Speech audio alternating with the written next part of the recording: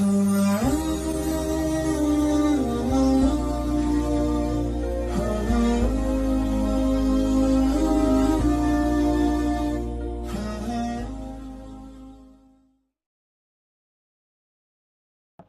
kita masuk sekarang ke dunia sufi. Awalnya apa? Sucikan batin dulu. Kalau sucikan lahir kan sudah pasti, mandi, wudhu, dan seterusnya. Setelah itu, sucikan batinnya. Menyucikan batin itu apa? Menjauhi kemewahan duniawi dan mengontrol hawa nafsu. Ini diomongkan simpel, dijalankan berat. Tapi harus dijalankan. Rumus sederhananya untuk menuju kesucian batin, awalnya adalah usahakan taklukkan 3 penyakit besar. Hasad, riya, sama hibah. Ini kelihatannya simpel. Orang sering nggak sadar bahwa dia punya penyakit ini. Hasad itu dia tidak suka kalau orang lain dapat nikmat. Tidak harus sesama muslim saja. Tetanggamu misalnya Cina pun muslim sugih luar biasa, kamu nggak suka Cina. Kristen dilaknat Allah. Tenang aja, itu rezekinya cuma di dunia, besok disiksa dia di neraka. Itu hasad namanya, dengki. Nggak seneng kalau temennya seneng, susah kalau temennya seneng, dan seneng kalau temennya susah. Itu namanya hasad. Jadi dengki terhadap nikmat Allah yang diberikan pada orang lain.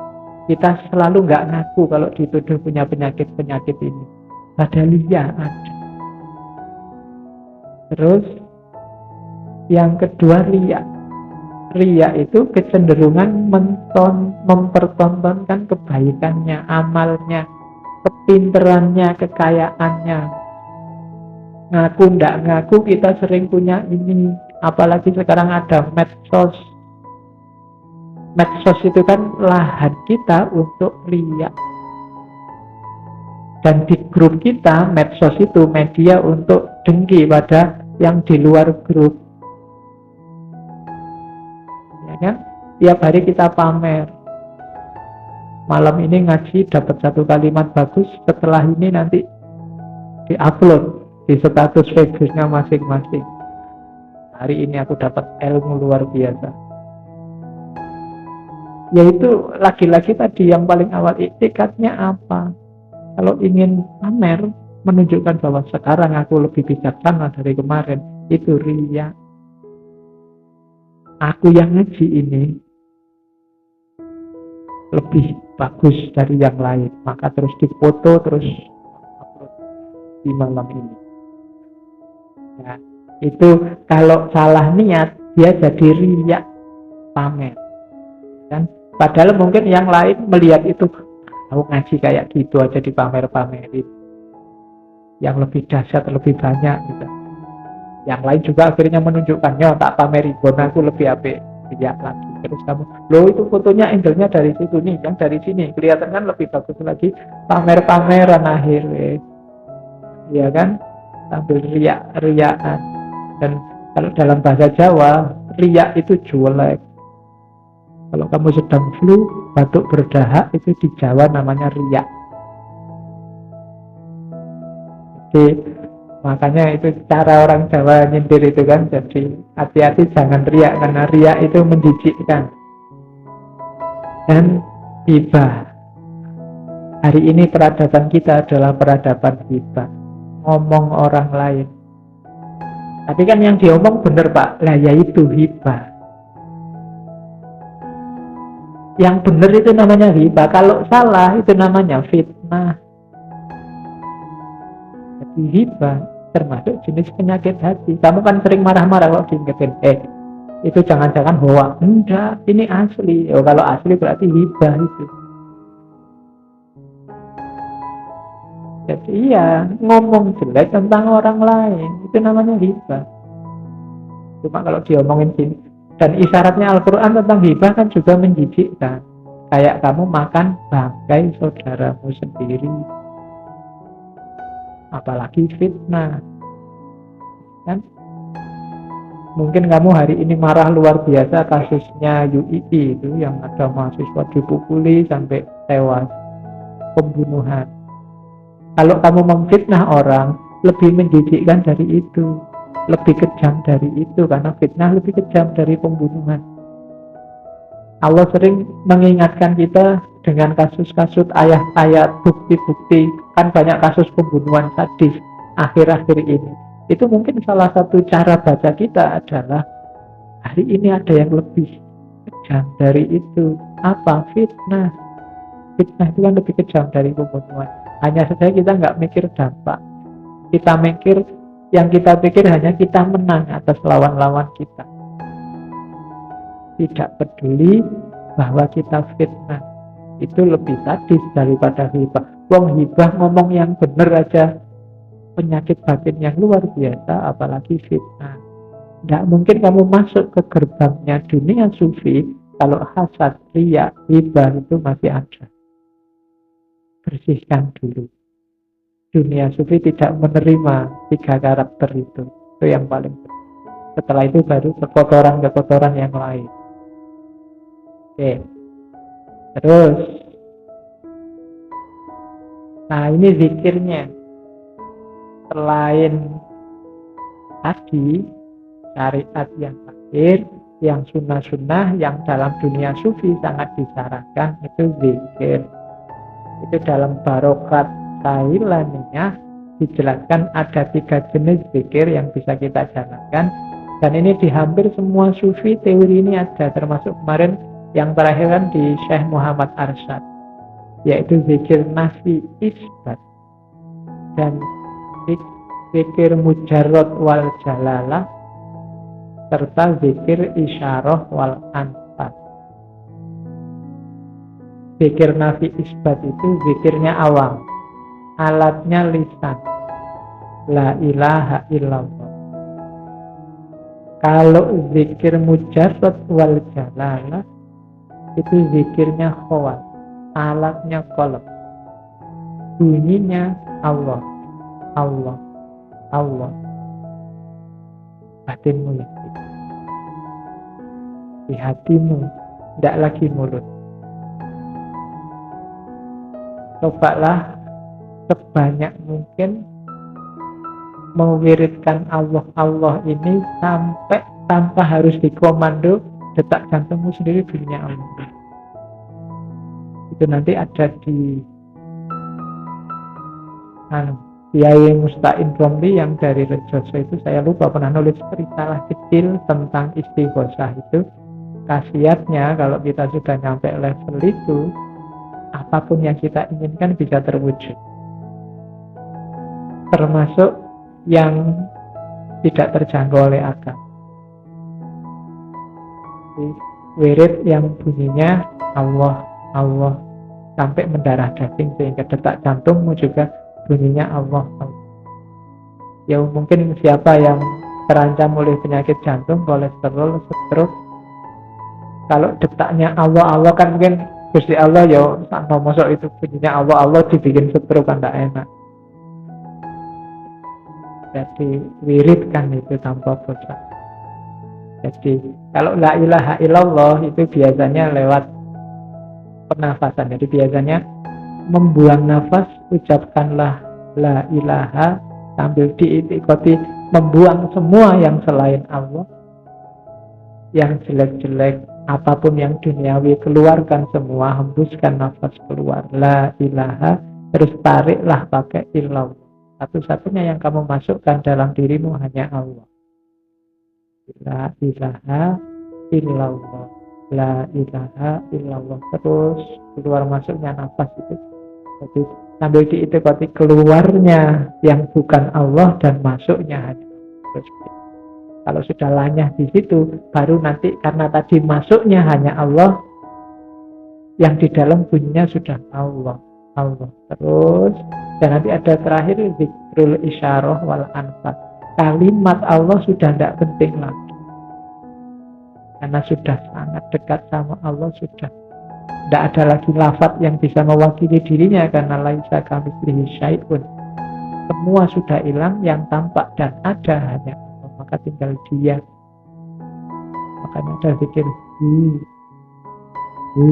terus. Itu jangan diartikan terus kamu tafsirkan itu dia itu mudzakkar, tidak penting itunya. Pada saatnya kata-kata itu juga harus hilang karena sudah nggak ada lagi yang bisa dikatakan. Sudah melampaui kata-kata, pengalaman yang sangat dalam itu yang dirasakan oleh para sufi. Tapi tidak bisa instan. Dalam arti kamu ujuk-ujuk, saya langsung Pak. Nanti nggak mungkin begitu karena itu urusannya kedalaman, nanti hasilnya cuma gitu. Jadi levelnya sudah beda. Selanjutnya Syekh Yusuf menjelaskan juga hubungan syariat, thariqat, hakikat, ma'rifah. Ini mirip kayak Syekh Arsyad kemarin, bahwa ya tasawuf ya tidak boleh meninggalkan syariat,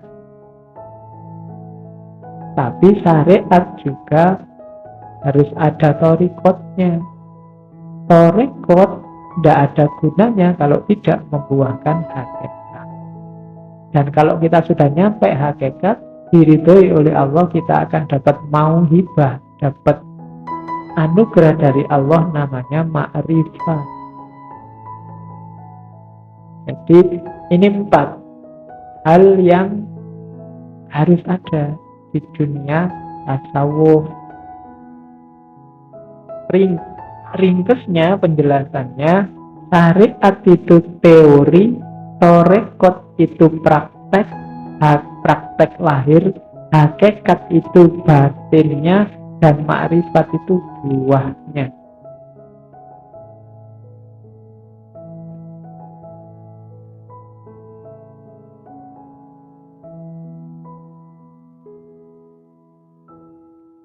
Jadi orang Islam, makanya tadi kenapa awalnya ilmu, karena harus masuk lewat syariat, nggak boleh ngarang sendiri. Jadi syariat itu teorinya, ilmunya. Cuma ilmu tidak ada gunanya kalau tidak dilaksanakan, tidak dipraktekkan, tidak ada amal. Amal itu namanya thariqah. Cuma thariqah juga manfaatnya tidak puncak kalau tidak batinnya ikut main. Itulah hakikat. Jadi hakikat itu batinnya, thariqah itu lahirnya. Harus ada dua-duanya. Dan biar tidak keliru, harus didasari oleh syariat. Sholat kita yang cuma jungkir balik kayak olahraga, itu berarti ya benar secara thariqat tapi kehilangan hakikat. Itu yang bikin orang rajin sholat tapi korupsi ya rajin. Kamu ya sholat tahajud tapi ya sok-sok download film gituan. Thariqatmu bener cuma nggak nemu hakikat. Kan Al-Quran bilang, barang siapa sholatnya bener, inna sholata tanha anil fasya' wal munkar. Kalau fasya' wal munkarnya masih rajin, sholatnya juga rajin, itu bukan berarti terus jangan-jangan sholatnya nggak keliru, nggak ada gunanya. Enggak, sholatnya bener, cuma nggak masuk ke ranah hakikat,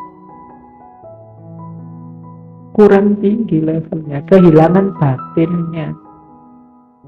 Padahal Allah nyuruh apa saja, itu pasti ada nilai batinnya, nilai hakikinya. Kalau hanya syariat sama thariqat, ibadah itu lahirnya kayak olahraga.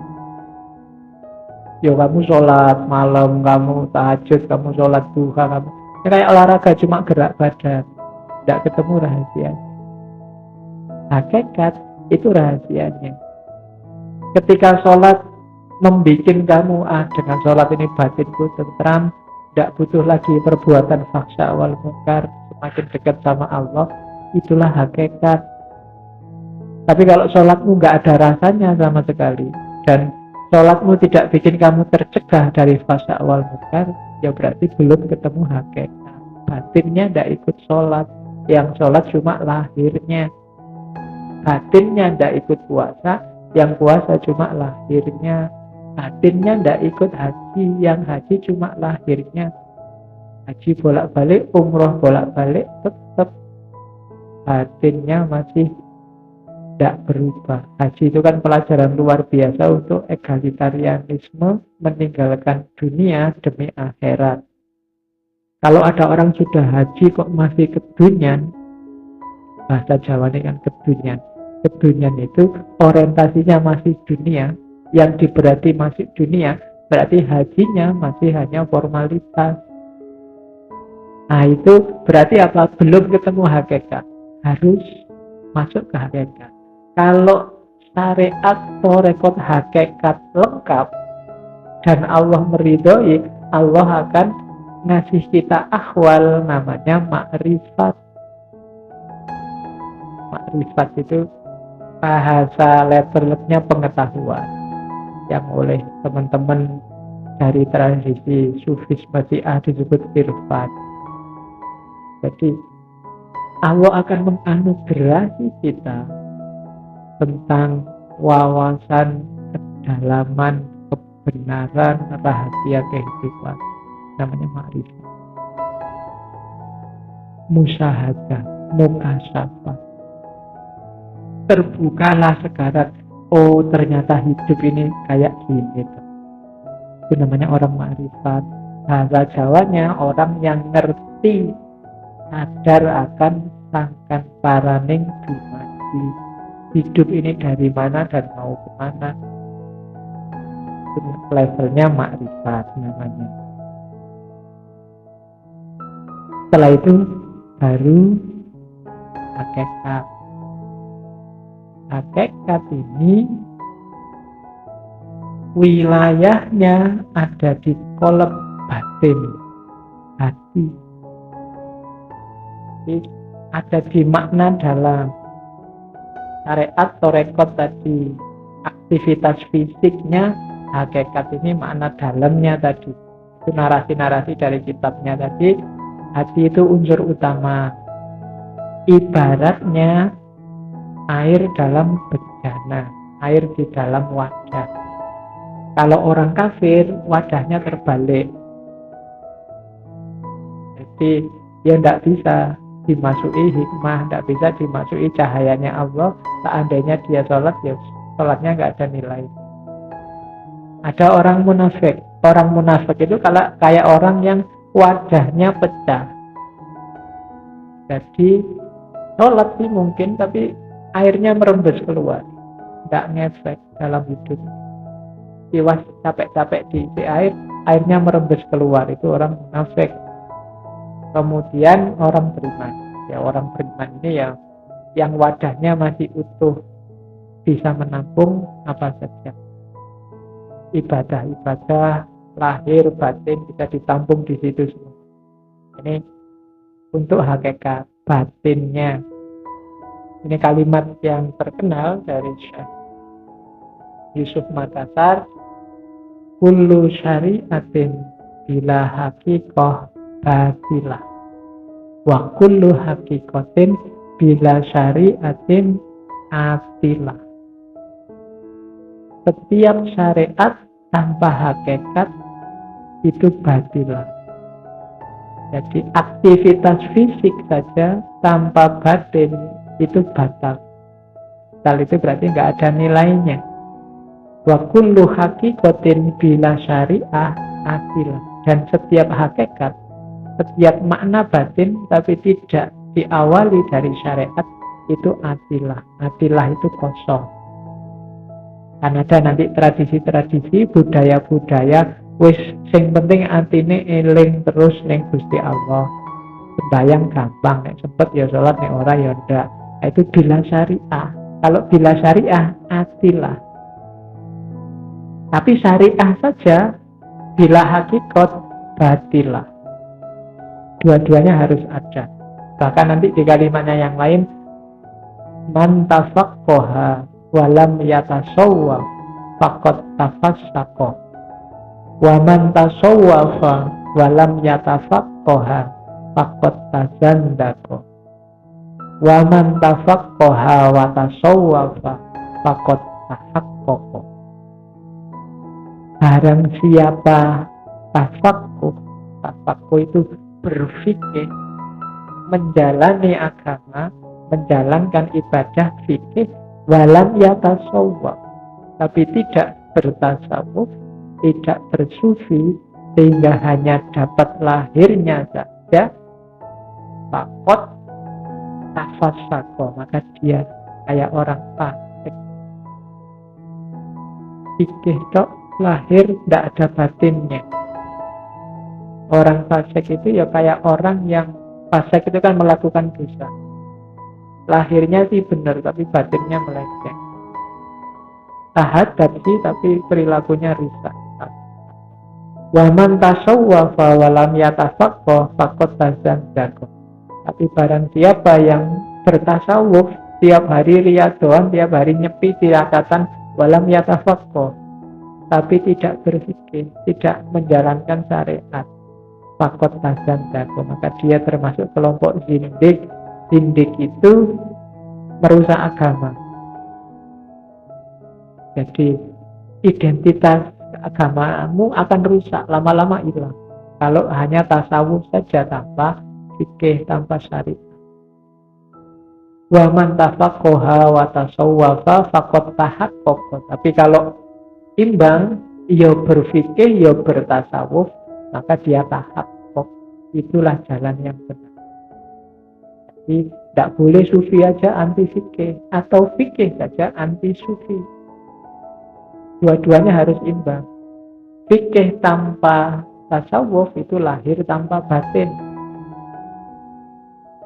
Lahir tanpa batin itu fasik. Tasawuf tanpa fikih itu batin tanpa lahir, itu zindik. Dua-duanya harus ada. Oke, itu saya potong-potongkan sedikit-sedikit. Misalnya dari An-Nafahat As-Sailainiyah tadi. Syariat itu jalan terang, jalan yang baik. Syariat itu ajaran Islam. Jangan lupa, syariat itu maknanya pasti jatuhnya pada etika dan moralitas. Akhlak. Kalau ada syariat kok jatuhnya kerusakan, pasti itu pasti ada yang keliru. Kalau ada syariat jatuhnya kok kehancuran moralitas, pasti ada yang keliru. Syariat ketemunya pasti moralitas. Syariat itu bikin orang tunduk, merasakan kekecilan dirinya di hadapan Allah. Kalau gara-gara syariat orang merasa besar dan merasa dirinya penting, merasa dirinya benar, berarti dia kehilangan esensi awal syariat, rasa tunduk. Jadi orang beriman itu ketika berhadapan dengan syariat itu kan samina wa ata'na, mulutnya, batinnya apa? Tunduk. Ya tunduk. Kalau semakin gara-gara syariat ke orang hidupnya tidak tunduk, gara-gara syariat ke orang malah dangak maupun dangak itu. Iyalah, pokoknya dangak lah bahasa Jawa. Gara-gara syariat kok dia malah merasa besar, menengada, ada yang salah dari pemahamannya atas syariat. Oke, dan biasanya katanya Syekh Yusuf, syariat itu bisa jalan ketika mumayyiz. Mumayyiz itu tidak pertama-tama orang bisa mikir, tapi biasanya orang sudah ngerti seneng dan ngerti kecewa, ngerti susah dan ngerti sedih. Ya awalnya kan nanti syariat itu diajarkan oleh orang tua. Syariat ini operatif kalau orang sudah merasa hidup ini tidak boleh ngawur, harus ada pedoman. Itu dalam agama biasanya namanya mumayyiz, balik. Orang Jawa biasanya simbolnya gampang, sudah sunat apa belum. Tidak tahu di sini ada yang belum sunat apa enggak.